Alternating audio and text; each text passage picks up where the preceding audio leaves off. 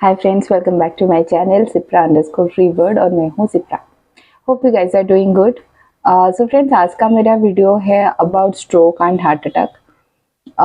मैंने ये टॉपिक इसलिए चूज़ किया फ्रेंड्स क्योंकि आप सब तो पता ही है आज के डेट में स्ट्रोक होना बहुत कॉमन हो गया है। I mean in her age group में, चाहे बच्चे हो या फिर हम उम्र के लोग हो या फिर बुजुर्ग हो, सबके स्टेज में ये स्ट्रोक आजकल कॉमन हो गया है। इसके वेरियस रीजंस भी है। कहीं ना कहीं हमारा लाइफस्टाइल बहुत ज़्यादा इम्पैक्ट डाल रहा है। लाइफस्टाइल भी रिस्पॉन्सिबल है इस चीज़ के लिए। मेरे सराउंडिंग में भी बहुत सारे ऐसे लोग हैं जो इसके थ्रू गो थ्रू कर चुके हैं, और वो बहुत कम उम्र के भी थे, वो बुजुर्ग भी थे, वो मेरे उम्र के भी थे। आई मीन मेरे कुछ दोस्त भी हैं जो जिन लोगों को मैं बहुत करीबी थे। बहुत लोग, 2-3 लोगों के बारे में मैं बात करूँगी जिन लोगों को मैं आज के डेट में खो चुकी हूँ हमेशा के लिए इसके वजह से। तो मैंने सोचा कि क्यों ना वो एक्सपीरियंस आपके साथ में शेयर करूं कि एक्चुअली ये होता क्यों है, ये होता क्या है, और इसका जो इम्पैक्ट डलता है उसको हम प्रिवेंट कैसे कर सकते हैं, क्या क्या रिस्क फैक्टर रहता है, उसको कैसे क्या करेंगे, तो उसके बारे में हम डिस्कस करेंगे इन ब्रीफ। आज का वीडियो में थोड़ा सा लेंदी करने वाली हूँ फ्रेंड्स, क्योंकि बहुत सारी चीज़ें हैं जो मैं डिस्कस करना चाहती हूँ। मोस्टली मैं हार्ट अटैक और स्ट्रोक के बारे में डिस्कस करूंगी। हम लोगों को लगता है कि हार्ट अटैक और स्ट्रोक सेम चीज़ है, but there is a thin line in between this two. So without wasting any time, let's start today's discussion guys. चलिए फ्रेंड्स, सबसे पहले बात करते हैं व्हाट इज स्ट्रोक। उसके बाद मैं डिस्कस करूंगी what is a heart attack. Stroke का एक्चुअल मीनिंग वही होता है फ्रेंड्स, जब आपके ब्रेन में ब्लड फ्लो में डिफिकल्टी आता है, जब आपके ब्लड वेसल्स ब्लॉक होने लगते हैं, या फिर आपके ब्रेन में कोई इंटरनल ब्लीडिंग शुरू हो जाता है, उसको स्ट्रोक को बोलते हैं। But it happens in one part of your brain. जब ब्लड फ्लो में डिफिकल्टी आता है आपके ब्रेन में, तब क्या होता है ना, आपको ब्रेन को ऑक्सीजन नहीं मिल पाता है। ऑक्सीजन के लिए ब्रेन स्टार्व करता है, और इससे मल्टीपल ऑर्गन्स सडनली फंक्शन करने में भी डिफ़िकल्टी आ सकती है। हो सकती है कि आपके बॉडी में कोई भी पर्टिकुलर ऑर्गन इमीडिएटली फंक्शन करना ही बंद कर दे, क्योंकि ब्रेन आपके बॉडी का सबसे इम्पोर्टेंट हिस्सा है। जब उसमें ब्लड फ्लो में डिफ़िकल्टी आता है तो पूरे बॉडी में हलचल शुरू हो जाता है। जब आपके ब्रेन को प्रॉपरली ऑक्सीजन नहीं पहुंचता है, तो आपके जो ब्रेन सेल्स है, जो अफेक्टेड ब्रेन सेल्स है, वो ऑक्सीजन के लिए तरसते हैं, फिर धीरे धीरे वो वर्क करना बंद कर देते हैं, फंक्शन होना बंद हो जाता है वो पार्ट। और ये ब्रेन सेल्स को अगर ऑक्सीजन ज़्यादा टाइम तक नहीं मिलता है, देन दे विल डाई। और जब ये सिचुएशन आ जाता है ना, then it's a life threatening emergency. It's very critical to cure that stroke. हो सकता है कि पेशेंट को परमानेंट डैमेज हो जाए, या फिर ये हो सकता है कि आप अपने जो एबिलिटीज़ है, जैसे आपका विजन हो गया, आपका टच हो गया, आपका स्मेल हो गया, कोई भी एबिलिटीज़ आपके बॉडी में, आप उसको खो सकते हैं। So it's very very critical. इसको टाइम पे इलाज कराना बहुत ज़्यादा इम्पोर्टेंट है फ्रेंड्स। चलिए, ये तो हो गया अबाउट द स्ट्रोक। अभी मैं बता देती हूँ कि आपको हार्ट अटैक क्या होता है। नॉर्मली हम लोग बोलते हैं कि उनको स्ट्रोक हो गया, कभी कभी बोलते हैं उनको अटैक आया। Both are different things friends. Stroke means अगर आपके ब्रेन में ब्लड सप्लाई में डिफिकल्टी आता है, then heart attack is if there is a blockage in your heart, if there is a blood clot in your heart which will prevent the blood supply to your heart, then उसको heart attack बोला जाता है। So brain stroke is different, heart attack is different. चलिए friends, अभी बात करते हैं what are the warning signs of stroke. आपको कैसे पता चलेगा कि आपको या फिर आपके सामने अगर कोई पर्सन है उनको स्ट्रोक अटैक आ रहा है, कैसे पता चलेगा? कुछ वार्निंग साइंस होते हैं जो मैं आपके साथ डिस्कस करना चाहती हूँ। पहला साइन ये होता है कि जब स्ट्रोक होता है एक इंसान को, सडनली वो अपना बैलेंस खो देते हैं। वो अगर कहीं पे खड़े हैं या फिर बैठे हैं या फिर चल रहे हैं, उनका बैलेंस फेल हो जाता है, वो गिर पड़ते हैं या फिर किसी दीवार को पकड़ के वो झुक जाते हैं। सेकंड है, जब भी आपको ऐसा फील हो कि कोई अपना बैलेंस कंट्रोल खो रहा है, अनईजी फील हो रहा है, आप उनको एक बार चेक कीजिए कि उनको ठीक तरह से दिख रहा है कि नहीं, क्योंकि ऐसे कंडीशन में विजन लूज करना बहुत कॉमन है, बहुत ऑब्वियस है।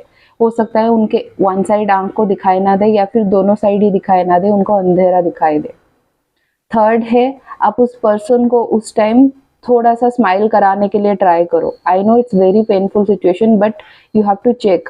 जब वो स्माइल करते हैं तो उनका one side, you have to go for a droop. आपको चेक करना है कि उनके चेहरे पे कोई बदलाव स्माइल के टाइम, क्योंकि नॉर्मली क्या होता है ऐसे टाइम में पेशेंट को पैरालिसिस अटैक करने का बहुत ज़्यादा चांसेस रहता है। तो अगर उनके फेशियल एक्सप्रेशन में कोई भी चेंजेस आपको दिख रहा है, कोई टेढ़ा होके मुंह रह रहा है, तो उसका मतलब उनको बॉडी को पैरालिसिस अटैक कर रहा है। देन नेक्स्ट है, आप चेक कीजिए उस पर्सन का हाथ उठाने के लिए, उनका आर्म उठाने के लिए दोनों साइड।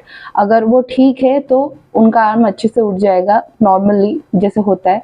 अगर उनको एक्चुअली स्ट्रोक आ रहा है देन उनका वन हैंड हायर रहेगा और दूसरा हैंड सैगी रहेगा, तो ये एक वार्निंग साइन है। देन नेक्स्ट है फ्रेंड्स, आप जब भी एक इंसान को स्ट्रोक आता है तो उनको बात करने में जो एबिलिटी है उनका, उसमें बहुत ज़्यादा दिक्कत आता है। तो जो इंसान को आप कुछ पूछिए, अगर वो कुछ बोलने के लिए ट्राई कर रहे हैं, you should carefully watch there speech. अगर उनको उनका कोई स्लरी स्पीच आ रहा है उनके मुंह से, मतलब बात करते करते उनका मुंह टेढ़ा हो जाना, या फिर आप वो कुछ बोल रहे वो ब्लैबर करने जैसा सुनाई दे रहा है, then it's a warning sign that that person is getting stroke definitely. Next है फ्रेंड्स, अगर आपके आसपास या फिर आपके सामने कोई भी ऐसे इंसान है, so it's a life threatening emergency, जैसे मैंने बोला है, it's very critical. So without wasting any time you should ask for health provider help.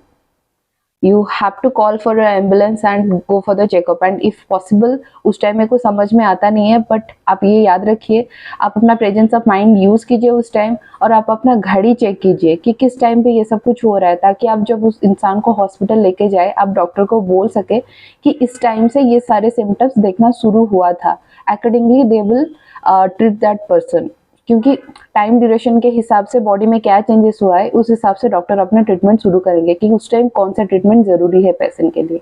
So you have to be very much conscious at that time. Who does it affect? जैसे कि मैंने आपको पहले video के starting में आपको बताया था कि ये हर एक एज ग्रुप को अफेक्ट करता है। आज के डेट में ये क्वाइट कॉमन है। ये मोस्टली एज्ड पीपल को अफेक्ट करता था एक टाइम पे, लेकिन looking at today's lifestyle of youth, ये यूथ के बीच में भी बहुत ज़्यादा देखने के लिए मिलता है। आज अगर मैं रिपोर्ट की मानूँ तो 2000 से 2016 के अंदर हार्ट अटैक एक ऐसा डिजीज बन चुका है जो हर साल 2% बढ़ता जा रहा है यंग एज ग्रुप में। कॉमनली तो ये आफ्टर एज ऑफ 65 और समथिंग उसके बाद ही आता था एज्ड पीपल को नॉर्मली, लेकिन आजकल ये तो लोगों के 20 से 30 एज ग्रुप के अंदर भी होता है, 30 से 40 एज ग्रुप के अंदर भी होता है। इट्स वेरी कॉमन नाउअडेज, क्योंकि आजकल का लाइफस्टाइल, आजकल का सर्कमस्टांस जो भी है, ये बहुत ज़्यादा अफेक्ट डाल रहा है आपके हेल्थ के ऊपर। मोस्टली एडल्ट इससे बहुत ज़्यादा अफेक्टेड हो रहे हैं। ये मैं फ्रेंड्स बोल रही हूँ about the stroke and heart attack both. ये दोनों ही डिजीज सारे एज ग्रुप के पीपल को बहुत ज़्यादा अफेक्ट कर रहे हैं आज के डेट में। इसके लिए कोई एज कंस्टेंट नहीं है पहले की तरह। आज के डेट में बच्चों को भी हो रहा है, अडल्ट को भी हो रहा है, एज्ड पीपल को भी हो रहा है। रीजन मैं आपके साथ आगे डिस्कस करूंगी। So let's begin. So now friends we will discuss about the reasons of stroke. बहुत सारे रीजंस हो सकते हैं। किसी का मेडिकल हिस्ट्री हो सकता है, या फिर किसी का लाइफस्टाइल हो सकता है, किसी का बॉडी में कोई करंट मेडिकल कंडीशन डेवलप हुआ है उसके वजह से हो सकता है। सो जिसमें मेरा फर्स्ट पॉइंट है एथेरोस्क्लेरोसिस, देन सेकंड है आपका टाइप 2 डायबिटीज़, थर्ड है आपका any kind of clotting in your brain. Mostly I am telling about the clotting disorders. Then next है आपका atrial fibrillation, then heart defects, then next है microvascular disease, then next है आपका alcohol misuse, high cholesterol, high BP, then next है आपका if you have brain tumors or if you have a history of brain tumors, आप अभी cure हो चुके हो लेकिन पहले आपका मेडिकल हिस्ट्री में है कि आपको ब्रेन ट्यूमर्स हुआ था, तो वो भी इफेक्ट डाल सकता है। देन लास्ट है फ्रेंड्स आपका स्मोकिंग। हमारा जैसे कि मैंने बताया कि जो लाइफस्टाइल है जिसमें हम जो सोसाइटी में हम उठते बैठते हैं वहाँ पे अगर दोस्त कलीग के साथ हमारे रेगुलर बेसिस में अल्कोहल यूजेस, कोई भी ड्रग्स लेना या फिर स्मोकिंग आप बहुत ज़्यादा कर रहे हैं तो yes at certain point of time in your life it can affect your health in terms of stroke. So friends ये तो हो गया about the reasons of stroke. Then we will talk about the reasons of heart attack.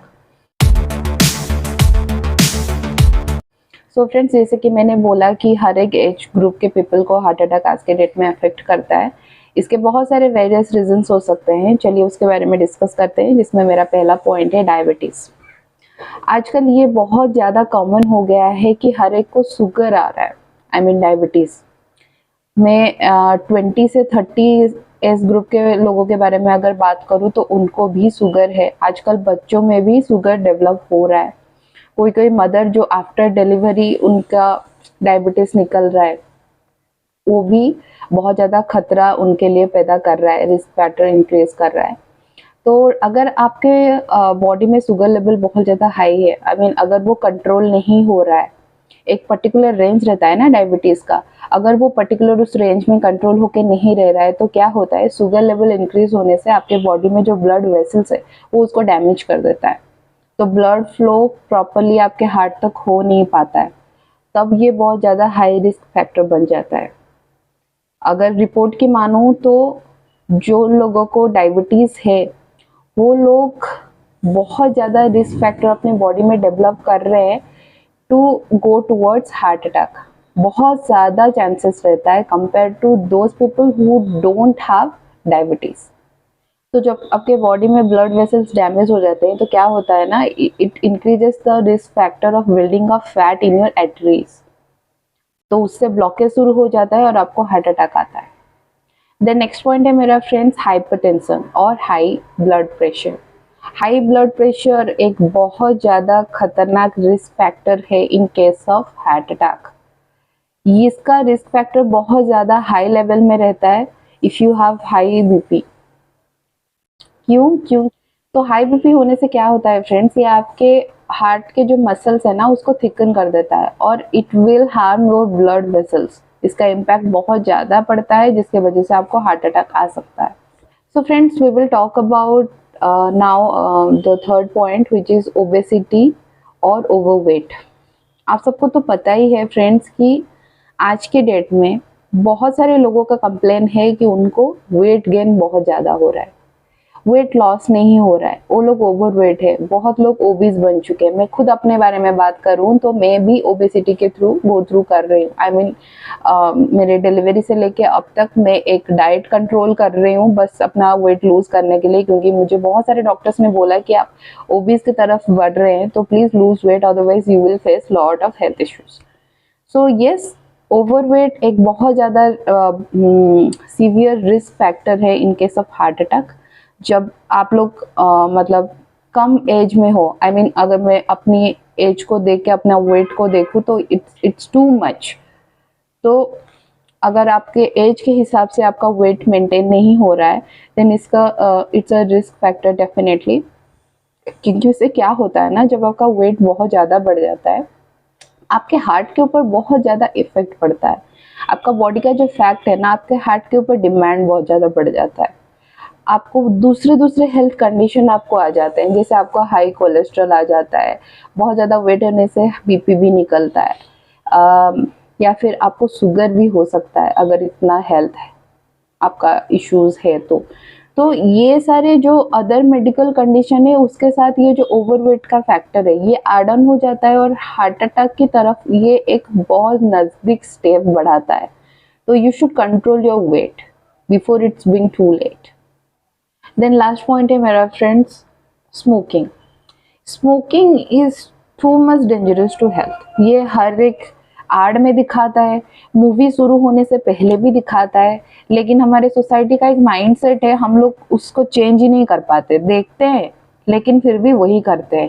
Packet खरीदते हैं cigarette का जिसमें लिखा हुआ भी रहता है इट्स इंजरियस टू हेल्थ, वो देखते हैं फिर भी हम फूकते हैं सिगरेट। पर फ्रेंड्स ये मेरी अपील है आप सब लोगों से, प्लीज वक्त रहते इन सारे चीजों पे आप थोड़ा कंट्रोल कीजिए, because it will worsen your health condition.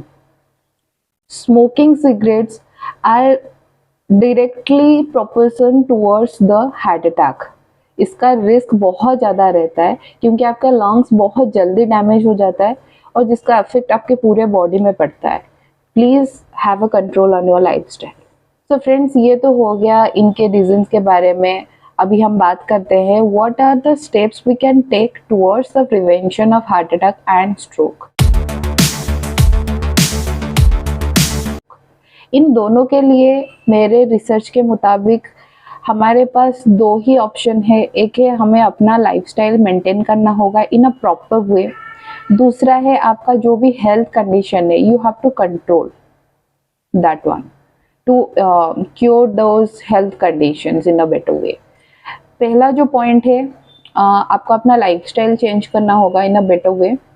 उसमें क्या मैं बोलना चाहती हूँ आपको फ्रेंड्स, आप अपने लाइफ में जब आप अपना दिन शुरू करते हैं तब एक प्रॉपर डाइट फॉलो कीजिए। मैं ये नहीं बोल रही हूँ कि आप फास्टिंग कीजिए, वेट लॉस करने के लिए आप रूखा सूखा खाइए, बस पानी पी के वो कीटो डाइट वगैरह जो भी रहता है हमारा वो फॉलो कीजिए। नहीं, आप आपकी बॉडी को पहले आप ऑब्जर्व कीजिए कि आपका बॉडी के साथ सूट क्या करता है, कौन सा डाइट फॉलो करने से आपका बॉडी प्रॉपरली न्यूट्रिशन उसको मिलता है और आप एनर्जाइज रहते हो। आप एक प्रॉपर डाइट फॉलो कीजिए, बहुत सारे ऐप्स भी है, आप उसको फॉलो कीजिए, या फिर कोई भी न्यूट्रिशनिस्ट अगर आपके कांटेक्ट में है आप उनको कांटेक्ट कीजिए। अपने बॉडी के मुताबिक आप एक चार्ट बनाइए, उस डाइट को आप फॉलो कीजिए। प्रॉपर स्लीप, आपका जो स्लीपिंग पैटर्न है वो बहुत ज़्यादा इंपॉर्टेंट है आपके लाइफ में। 7 to 8 आवर्स ऑफ स्लीप आपको तो मेंटेन करना ही करना है, क्योंकि स्लीपिंग पैटर्न डिस्टर्ब होता है तो बहुत सारे हेल्थ इश्यूज डेवलप हो जाते हैं। आपको डिप्रेशन हो सकता है, आपको एंजाइटी हो सकता है, आपका वेट गेन हो सकता है, आपको एसिडिटी इश्यूज आता है। वो सारे मेरे साथ हो रहे हैं फ्रेंड्स, इसलिए मैं आपको सजेस्ट कर रही हूँ। मैं उसके ऊपर अभी काम कर रही हूँ, थोड़ा थोड़ा ट्राई कर रही हूँ अपना नींद कंप्लीट करने के लिए। आप भी ट्राई कीजिए, स्लीपिंग पैटर्न बहुत ज़्यादा इंपॉर्टेंट है। उसको छोड़ के आप अपने डेली लाइफ में सुबह या फिर शाम को जब भी आपको मौका मिले आप थोड़ा एक्सरसाइज ऐड कीजिए। अगर आपको एक्सरसाइज के लिए भी टाइम नहीं मिलता है, सिंपल 15 to 20 मिनट्स वॉक बहुत ज़्यादा इंपॉर्टेंट है। आपके बॉडी को एक्टिव रखना, आपको मेटाबॉलिज्म को बूस्ट करने के लिए आपका बॉडी का चलना फिरना, बॉडी स्ट्रेचिंग वगैरह बहुत ज़्यादा इंपॉर्टेंट है। एटलीस्ट 20 to 30 मिनट्स अपने बॉडी को दीजिए थोड़ा एनर्जाइज करने के लिए। आप योगा भी कर सकते हैं। इन सबको छोड़ के जो सबसे ज़्यादा इम्पोर्टेंट है, आप अपने डेली लाइफ में जो भी कंज्यूम कर रहे हैं अपने बॉडी में, जैसे आपका सिगरेट्स हो गया, अल्कोहल हो गया, कोई भी ड्रग्स हो गया, या फिर कोई भी टबाको यूज़ आप जो कर रहे हैं उसके ऊपर आप you should have a control, क्योंकि ये बॉडी को अंदर से स्लो पॉइजन की तरह धीरे धीरे डैमेज करता जा रहा है। आपको पता भी नहीं चलेगा, जब सिचुएशन वर्स हो जाएगा ना तब आपके पास कोई ऑप्शन नहीं होगा। सो आप थोड़ा थोड़ा करके उसको कंट्रोल कीजिए। एक टाइम आएगा आप उसको क्विट करने का भी आपका मन करेगा, क्योंकि it's not at all good for health friends. Then मेरा लास्ट पॉइंट है friends, not the least, manage your health conditions. आपके बॉडी में अगर कोई भी हेल्थ कंडीशंस पहले से है या फिर नया नया कुछ भी डेवलप हो रहा है, जैसे मैंने कहा ओबेसिटी के बारे में, अगर आप ओवरवेट है आप उसके ऊपर काम करना शुरू कीजिए। अपने हेल्थ को थोड़ा वेट के अकॉर्डिंग आप मैनेज कीजिए, वेट मेंटेन रखिए पर्टिकुलर रेंज में according to your age. Then आप रेगुलर चेकअप कराइए। अगर आपका अबनॉर्मल हार्ट रिदम्स है, अगर आपका हार्ट बीट ठीक से नहीं हो रहा है तो आप उसको चेक कराइए अपने हेल्थ प्रोवाइडर से। स्लीप अपनी, आप अपना स्लीपिंग पैटर्न चेंज कीजिए। कौन से टाइम पे आप प्रॉपरली सो सकते हैं, एक टाइम मेंटेन कीजिए उसका।